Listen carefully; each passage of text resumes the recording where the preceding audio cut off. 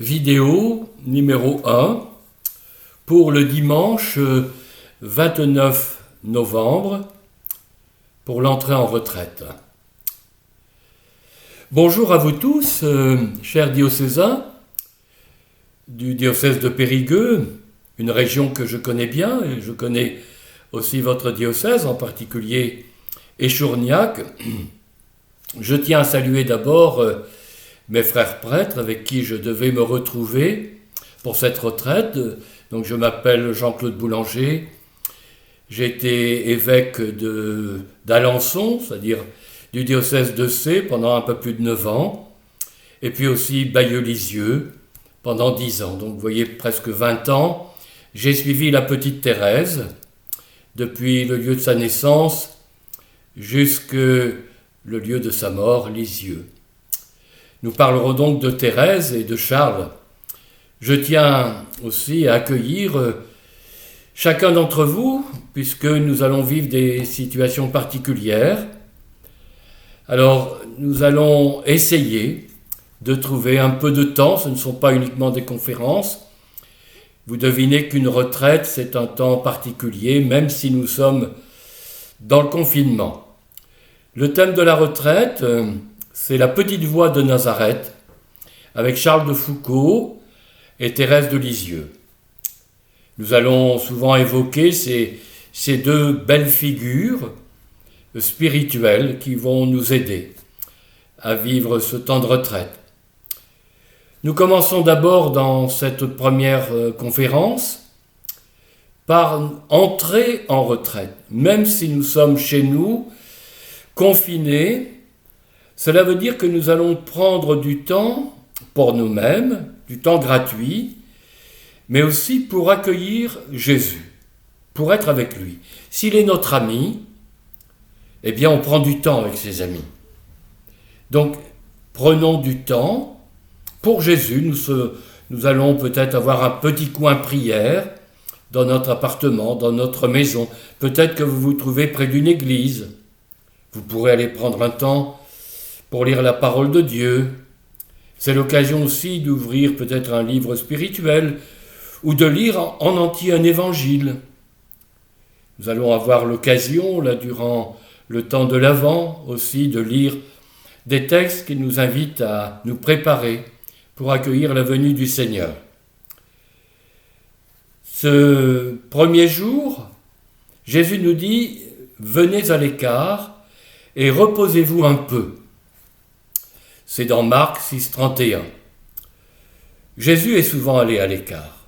D'ailleurs, quand il choisit ses disciples, il va à l'écart. Il prie toute la nuit dans la montagne. Donc cela veut dire que notre vie apostolique, eh bien, elle dépend aussi de la qualité de notre prière. C'est Dieu qui, à travers nous, appelle et convertit, bien sûr. Et nous dit aussi, reposez-vous un peu. Ce n'est pas le repos uniquement physique, même si nous en avons besoin. Je dirais que c'est plus un repos spirituel.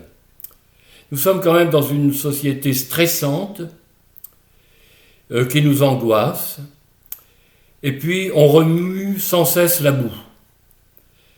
Quand l'eau est boueuse, que ce soit dans un ruisseau ou dans un seau, on ne voit plus le fond. Il faut laisser déposer cette boue, cette ivrée, pour voir le bon grain qu'il y a dans notre vie et l'offrir à Jésus. Le repos, c'est bien sûr la vie de l'âme.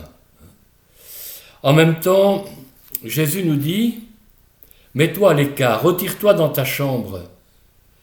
Ça, il le dit, on l'entend souvent au début du carême. Dans le secret, ton Père te le revaudra. En même temps, nous sommes invités à contempler. Qu'est-ce que je contemple ? Nous devenons ce que nous contemplons. Moi, personnellement, je vous dirais que j'ai besoin d'un jardin. J'ai une serre qui m'a été offerte par les diocésains. J'ai des fleurs, j'ai encore des géraniums en fleurs, etc. J'ai besoin de la nature. Et la nature, elle m'apporte beaucoup, non seulement mes légumes du jardin, mais aussi j'aime mes plantes. Elles m'apaisent. Donc c'est important que pendant ce temps de retraite, vous puissiez peut-être contempler une icône, ou en tout cas quelque chose de beau. Nous devenons ce que nous contemplons. En même temps, nous avons besoin, pendant ce temps aussi, de vivre et de revivre peut-être, de relire en tout cas, notre vie. Selon notre âge, bien sûr, c'est un temps de relecture de notre vie, de notre quotidien, mais aussi de notre histoire, parce que notre histoire, c'est une histoire sainte, et même notre arbre généalogique, voyez-vous. Si nous sommes là, c'est que nous sommes le fruit d'une offrande. Il y a des saints et des saintes dans notre arbre généalogique. Sinon, nous ne serions pas là. Nous avons aussi nos amis du ciel. Cela vaut la peine de les prier, bien sûr.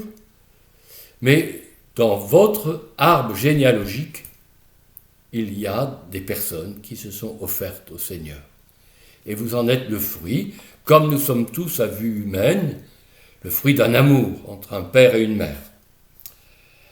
Donc, nous allons confier aussi nos racines au Seigneur. C'est important parce qu'il y a des blessures, mais le Seigneur veut nous guérir. Et quand on vit avec des cicatrices, on ne peut pas faire le malin, bien sûr, mais on ne souffre moins. On ne souffre plus d'ailleurs. Mais les cicatrices sont là. Alors que nos blessures, souvent qui remontent à nos origines, à notre enfance, eh bien offrez-les. Le Seigneur veut les guérir. Et puis, nous allons accueillir le Seigneur. Le Maître est là, il t'appelle. Nous connaissons ce texte, bien sûr, c'est lors du décès, bien sûr, de Lazare. Et là, c'est l'attitude des deux sœurs qui est intéressante. Vous trouvez ce texte, bien sûr, dans Saint Jean, chapitre 11, mais en particulier au verset 28. C'est la parole de celle qui se dit toujours très occupée, Marthe, vous savez, pour laquelle on a parfois un peu de mépris. Or, c'est elle qui va tenir dans la foi. Lors de la mort de son frère, Marie s'est effondrée. Et c'est elle qui l'invite, et qui lui dit, le Maître est là, il t'appelle. Mais elle est comme désespérée. Toute la joie familiale semble s'être évanouie. Or, la surprise de Marie est extraordinaire.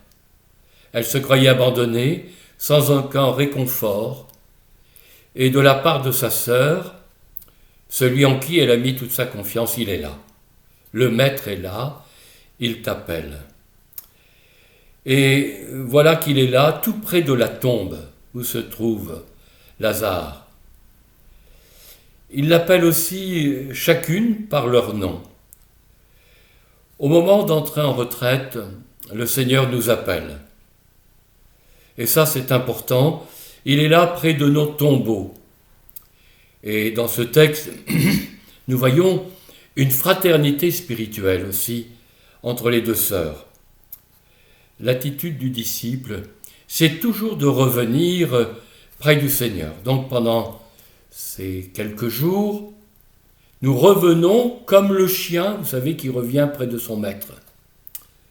On dit toujours, c'est les pères du désert qui disent cela, que le chien qui poursuit un lièvre, les autres chiens aboient et le suivent. Mais ils le suivent parce qu'ils le voient courir. Seul celui qui fixe le lièvre le rattrapera ou ira jusqu'au bout. Donc vous voyez, nous fixons notre regard sur celui qui est tout pour nous, le Seigneur, pour Jésus. Jésus de Nazareth. C'est ce que nous allons découvrir.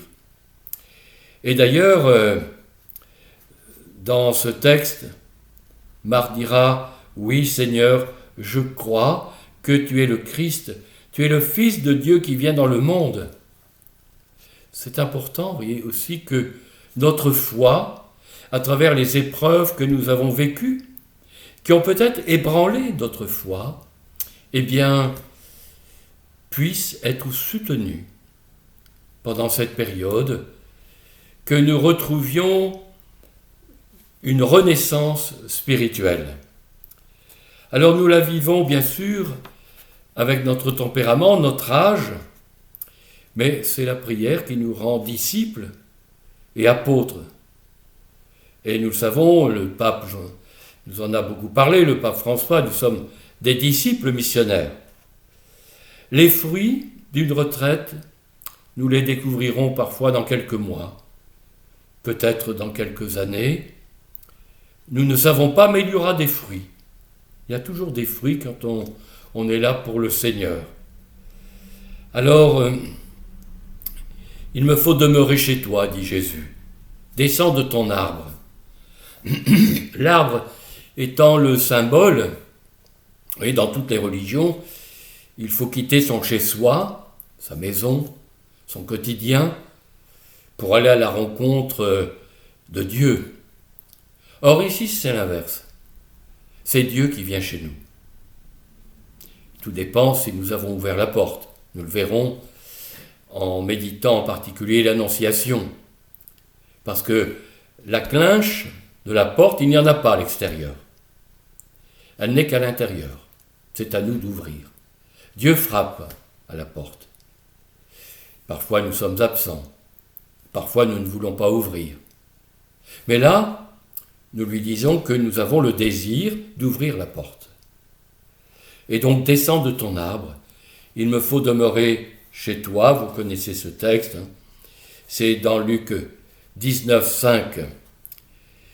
Et puis, ce n'est plus moi qui vis, dit saint Paul, c'est le Christ qui vit en moi, dans les Galates 2:20.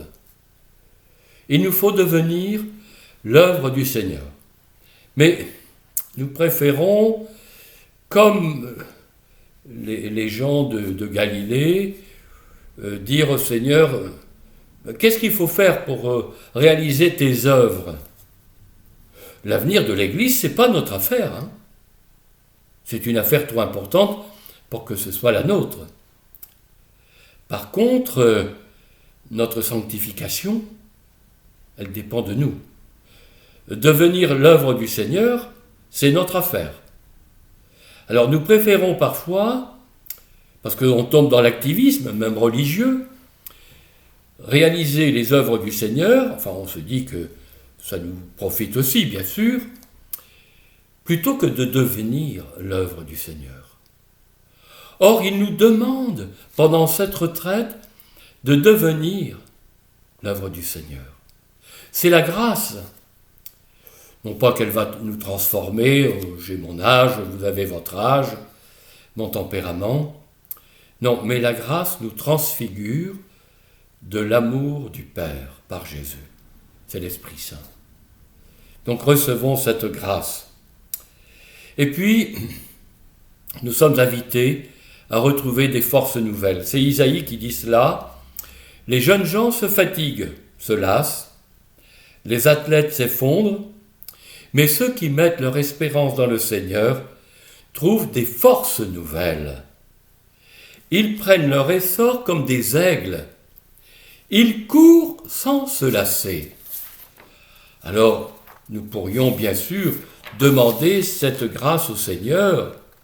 C'est Isaïe 40, 30, 31. Puis nous allons nous mettre à l'école de deux témoins de Nazareth, de Jésus de Nazareth. Vous les voyez, il y a Charles de Foucauld, Thérèse de Lisieux. Cela fait plus de 50 ans que tous les jours, je récite la prière d'abandon. Et dans ma propre famille, puisque je venais à Lisieux bien avant d'être évêque, notre maman, nous sommes 9, nous a tous consacrés à Sainte Thérèse. Donc dans ma famille, encore aujourd'hui, nous avons tous une grande foi en Thérèse. Et je peux dire qu'elle m'a beaucoup apporté. Elle ne m'a jamais abandonné. Ce sont deux amis du ciel qui sont fidèles. Charles de Foucault écrira qu'il nous faut passer par des temps de désert, tout comme cette retraite, et même y séjourner pour recevoir la grâce de Dieu. Alors tout ce que je vous dis, vous l'aurez par écrit, vous pouvez l'avoir sur votre ordinateur. Toute cette retraite, tous les textes sont écrits et vous pourrez aussi, bien sûr, relire, parce que ici ce ne sont que quelques éléments que je vous donne dans cette vidéo. Thérèse dira, il vaut mieux parler à Dieu que parler de Dieu.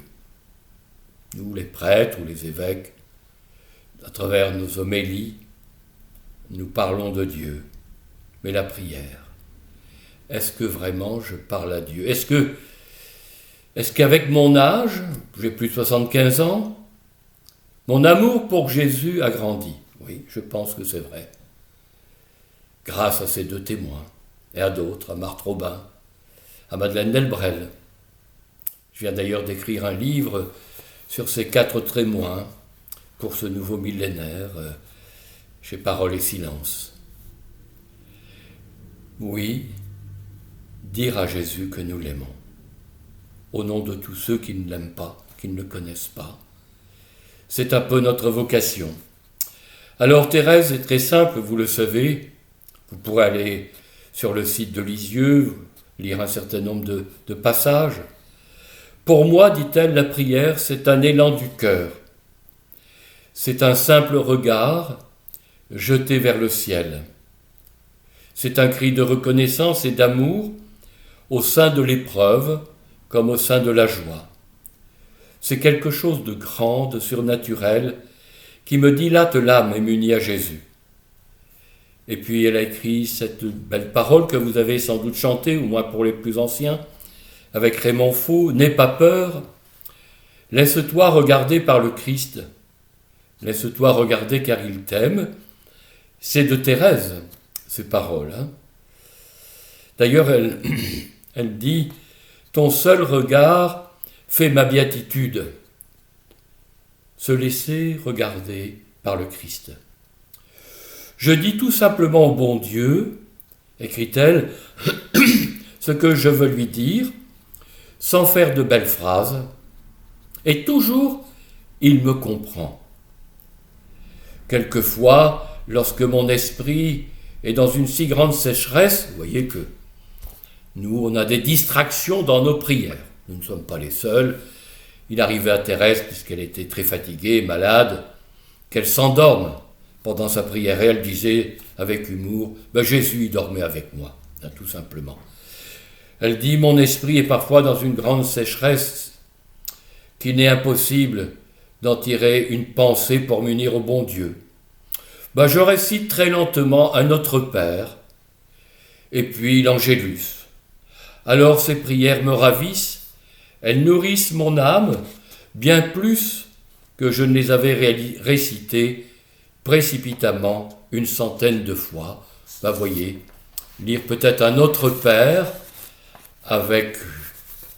en pensant à chaque parole, c'est peut-être ce que vous allez faire. Il n'y aura peut-être pas d'extase pendant cette retraite, mais ça c'est du Thérèse. Vous voyez, prendre des moyens tout simples, et puis vous unir à Jésus, peut-être regarder ou suivre le chapelet sur KTO à 15h30 ou sur RCF. Alors je vous donne un peu les grandes lignes de la retraite que nous allons développer jour après jour. Il y aura 2 enseignements par jour. Vous vous organisez. Il y en a un normalement pour le matin et un pour l'après-midi ou le soir. Nous allons nous arrêter d'abord à contempler Nazareth. Si Jésus a vécu 30 ans à Nazareth, sur 33 ans selon la tradition, cela veut dire quelque chose, parce qu'à Nazareth, il sauvait déjà le monde, même s'il l'a sauvé sur la croix. Et nous avons du mal à donner sens à notre Nazareth, à notre quotidien. Or, Dieu fait des choses extraordinaires avec les choses ordinaires de notre vie. encore faut-il lui offrir. Dieu ne peut pas diviniser ce qui ne lui est pas offert. Ça s'appelle le sacerdoce commun des fidèles, que le Concile Vatican II a rappelé, mais c'est la grande tradition spirituelle, celle du XVIIe siècle, en France en particulier. Nous allons découvrir que Nazareth, c'est le lieu où nous allons, où nous sommes invités en tout cas, à enfanter Dieu, comme Marie l'a enfanté. Ce n'est pas le lieu où il est né. Nous n'avons pas prise sur la naissance de Dieu dans notre vie. Il se révèle là où il le veut. Mais il ne peut pas se révéler s'il n'est pas enfanté en nous et s'il n'a pas grandi en nous. Marie n'a pas eu de naissance accélérée, 9 mois comme tout le monde. Donc ça veut dire que nous, notre vie, c'est le temps de Dieu. Mais nous avons à enfanter Dieu dans notre Nazareth, quel que soit notre âge. Regardez les femmes stériles dans la Bible. Dieu ne tient pas compte de notre stérilité ni de notre âge. On peut enfanter Dieu à tout âge de la vie. Mais nous n'avons pas prise sur les lieux, sur les moments où il va se révéler. Il va se révéler à Bethléem. Marie ne s'y attendait pas. Elle a accepté de dire oui à Nazareth. Donc, ce qui va être important, c'est de redire oui avec Marie, qui est le modèle de la foi, à notre Nazareth à nous. C'est aussi, on verra, le sens spirituel que Charles de Foucault a donné. Il a été fasciné par Jésus de Nazareth, puisque même sur la croix, Jésus le Nazaréen, oui, ce titre de Nazareth demeure.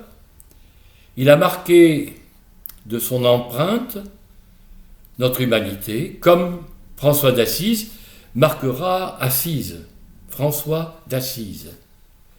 Donc vous sentez bien que cette réalité qui est la nôtre est importante aux yeux de Dieu.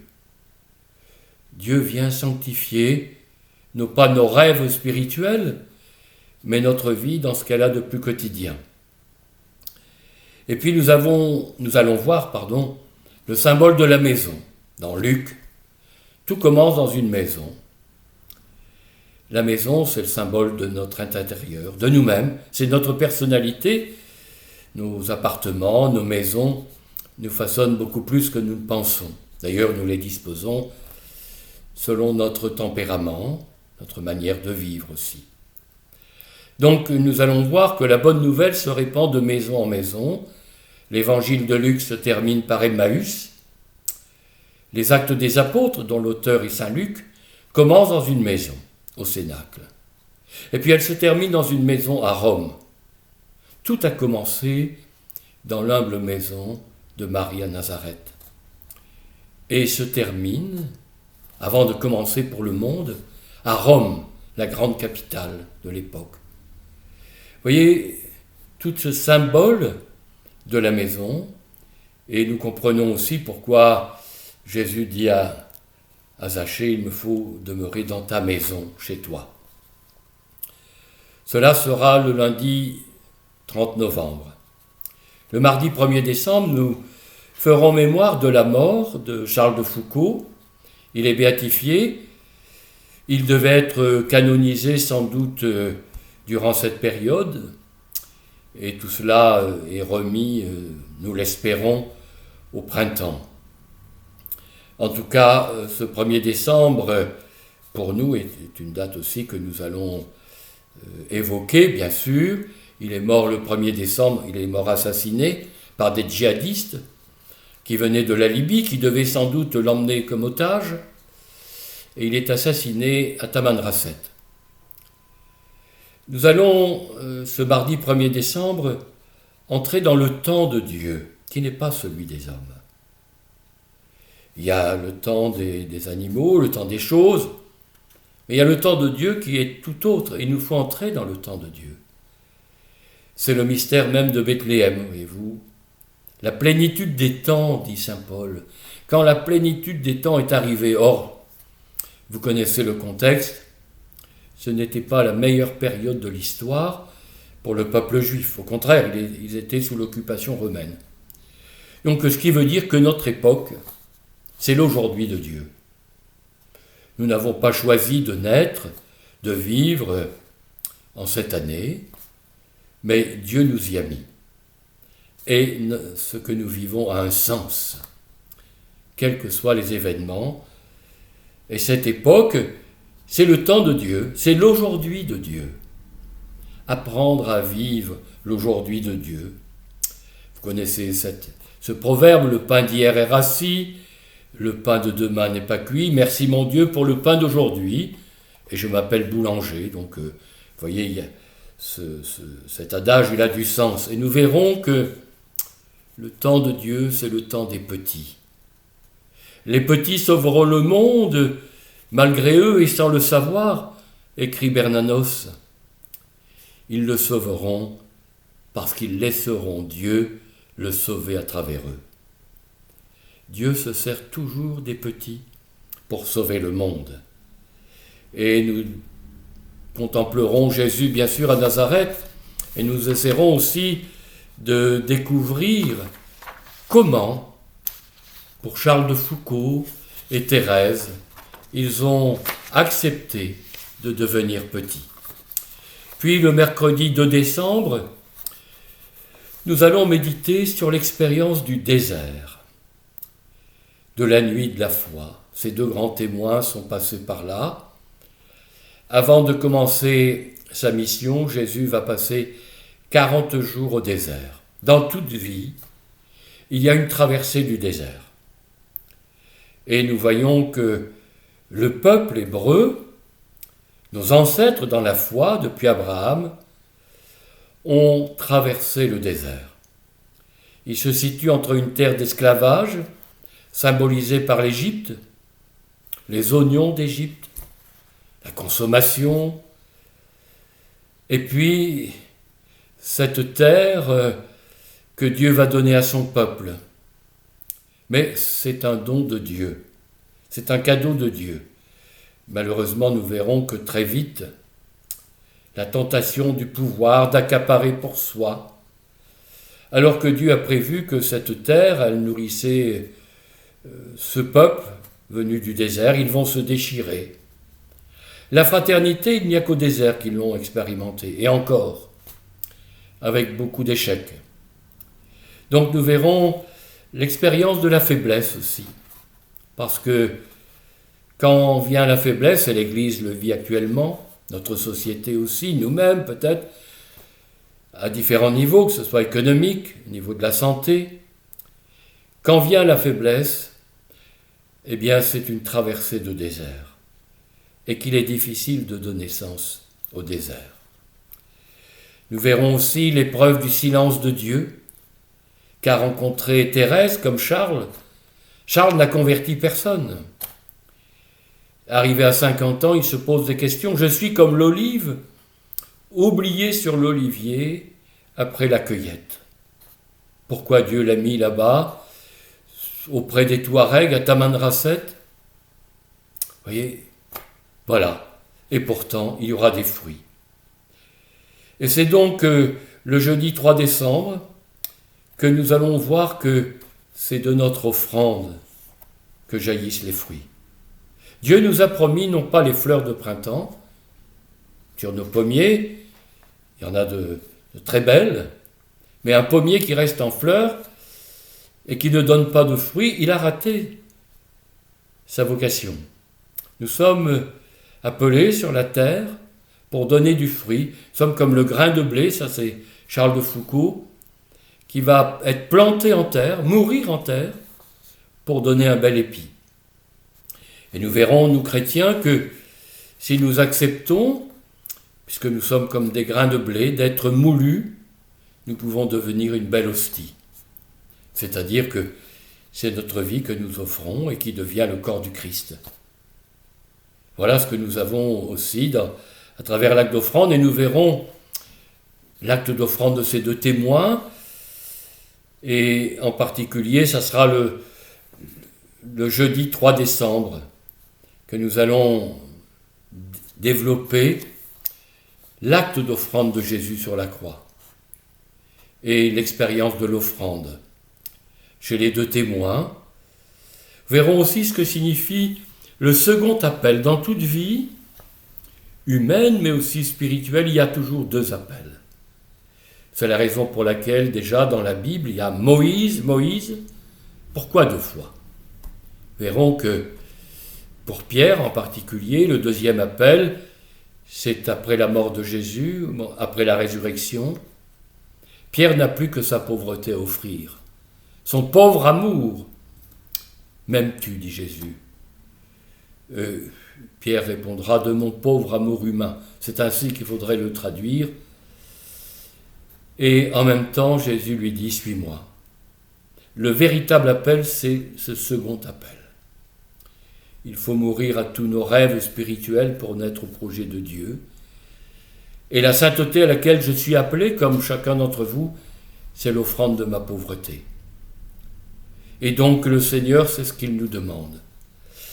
Donc nous verrons l'acte d'offrande de Thérèse à l'amour miséricordieux, et puis, bien sûr, la prière d'abandon de Charles, que vous connaissez sans doute.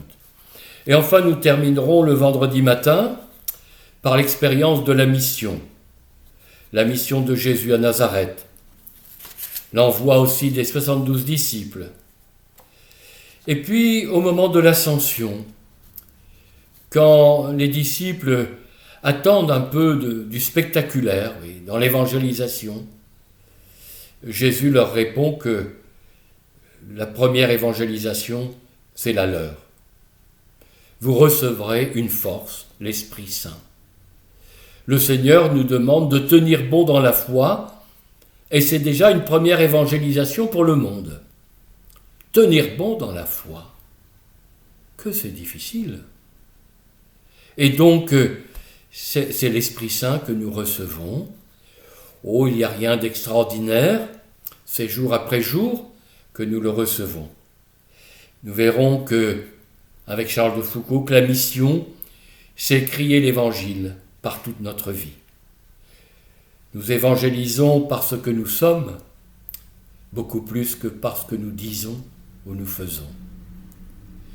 Et Thérèse dira que la mission, elle qui est la patronne des missions, la plus grande missionnaire, dit Pie XI, que l'Église ait connue, bien la mission, c'est un rayonnement d'amour.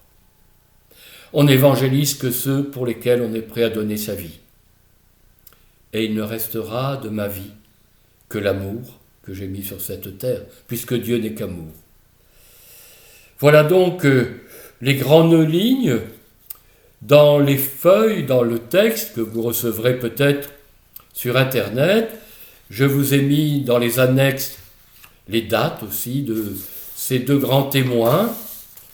Je vous ai mis bien sûr la prière d'abandon de frère Charles, l'acte d'offrande de Thérèse.